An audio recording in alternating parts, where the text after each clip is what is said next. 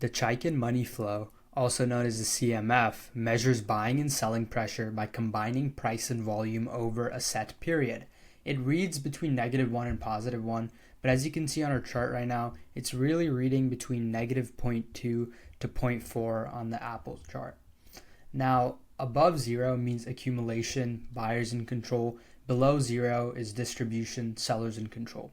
It's super easy to add this. Simply click the / button on any chart, search up Chaikin Money Flow, and click it.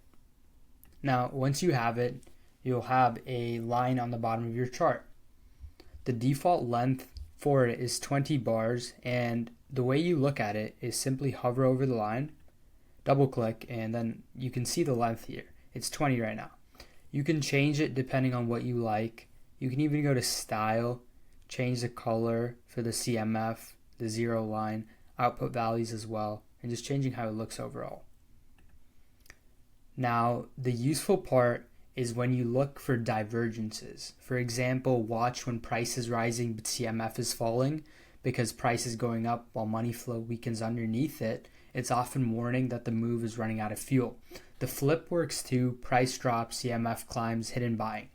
Other than that, have a great day, guys.